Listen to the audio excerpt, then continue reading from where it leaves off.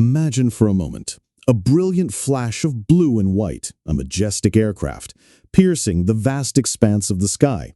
It gleams under the sun, instantly recognizable, known globally as Air Force One. For so many across the world, this isn't merely a plane. It's a profound, flying emblem of American power, a beacon of diplomacy, and an unbreakable fortress of national security. But what if I told you there's a secret, almost unseen player in this high-stakes aerial drama? Hidden in plain sight, often trailing silently or perhaps even soaring majestically alongside, exists another jet. This companion, frequently an exact replica of the primary Boeing 747, a mirror image in form and function, operates as the ultimate backup, the ultimate safeguard in what is undeniably one of the most intricate and critical security operations anywhere on Earth. Today, we're going far beyond just Air Force One, beyond the commonly known facts. We are about to plunge deep into the shadowed, intensely private world of the jet that always follows and uncover the meticulously crafted, often hidden, rules and protocols that are absolutely essential to keeping the President of the United States, the Commander-in-Chief, safe at all times, no matter the circumstances. This is a story of redundancy, deception, and unparalleled precision. Welcome to Ironbird, where flights are not just about transportation, but a part of the journey to discover the world. Hit the subscribe button to not miss any videos, and let's take off to new horizons together. So, why does the President almost never fly without a backup? Well, the very definition of Air Force One is actually quite fluid. It's any U.S. Air Force plane carrying the President at that moment. However, the iconic, heavily modified Boeing 747-200s, officially designated as VC-25As, are what most people immediately visualize when they hear the name. But here's the critical, little-known fact. The President virtually never takes to the skies without a second, nearly identical aircraft shadowing the official plane. This isn't just about having a spare tire. It's about absolute, uncompromised security. Should the primary jet ever face a compromise, whether that's a mechanical malfunction mid-flight, a logistical unforeseen challenge, or even a direct threat, the President can be swiftly and seamlessly transferred to the second plane in an instant. This isn't some extravagant luxury. It is, in fact, a meticulously calculated layer of redundancy. It's a fundamental component in a system designed with literally no room for error, where every single contingency must be accounted for and addressed. Now, let's look at this from a fresh perspective, shall we? Think of Air Force One and its constant companion, its twin, like a masterfully orchestrated game of chess. In this scenario, one aircraft serves as the king, the primary and valuable piece on the board. But the other, the backup, is far more than just a support piece. It functions as a decoy rook. On the sprawling, complex chessboard of global security, both of these pieces hold equal, paramount importance when it comes to safeguarding the Commander-in-Chief. Here's where the genius lies.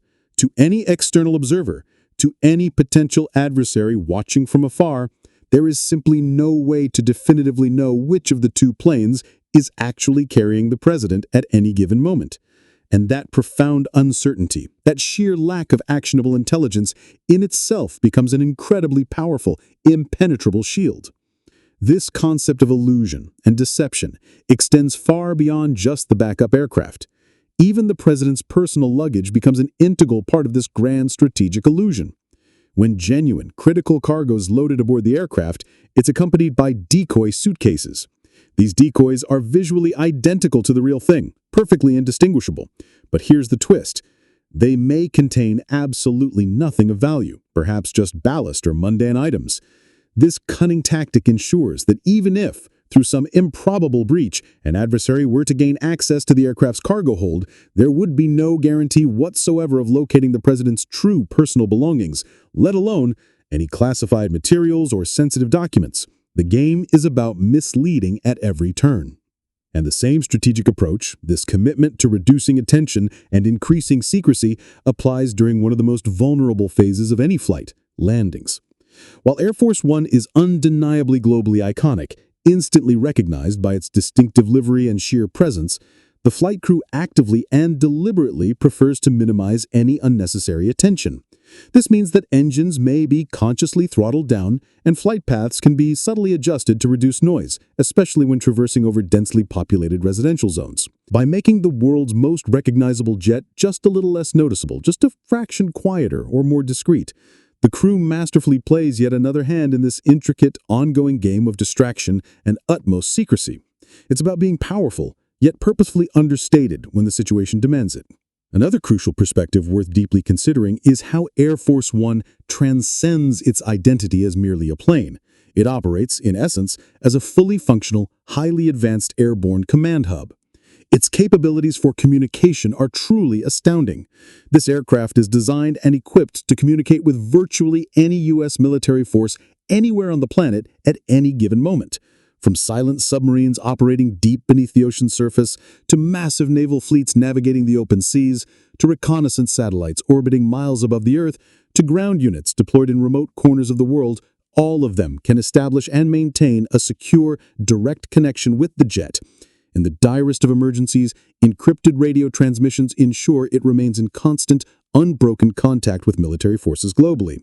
Therefore, if the president were to need to direct a critical military response, even in the middle of a flight, high above the clouds, the sophisticated systems on board are already seamlessly designed to make that not just possible, but immediately actionable without any delay or interruption.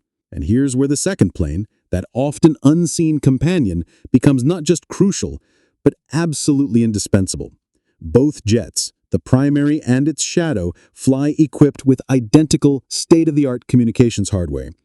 This isn't just a minor detail, it's a fundamental pillar of continuity. If, for any conceivable reason, the primary aircraft were to face debilitating issues, perhaps a systems failure, a power outage, or even a direct threat, the second jet is instantly ready to take over all command and control functions seamlessly. This ensures that the authority and direction of the world's most powerful military never for even a single second skips a beat. The chain of command remains unbroken no matter the circumstances.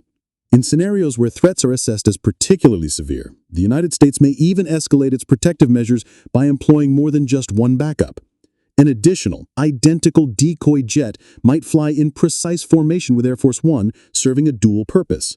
It acts as both a powerful deterrent to any potential adversary and a literal shield for the actual presidential aircraft. To an outsider observing from the ground below, or even through the sophisticated lens of an enemy radar system, it becomes nearly, if not entirely, impossible to discern which of the aircraft is actually carrying the president. This remarkably simple, yet profoundly effective trick dramatically reduces the chances of a successful strike. In this high-stakes aerial security game, the decoy jet transforms into both a vigilant guardian and an elusive ghost, always present, always misleading, always protecting. Every single individual aboard Air Force One, from the highly skilled pilots navigating the skies to the diligent flight attendants ensuring comfort and safety, is an integral part of the U.S. military.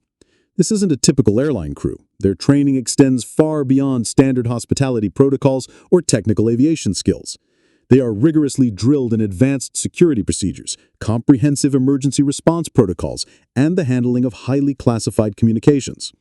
In this profound sense, flying on Air Force One is less akin to boarding a luxurious commercial airliner and far more like stepping onto a moving airborne military base fully staffed and prepared for any contingency. The same exacting standards and rigorous training apply to the crew of the backup aircraft, which is equally staffed with disciplined elite personnel, all perpetually ready to respond and operate in perfect sync with the main plane, embodying military precision at every level.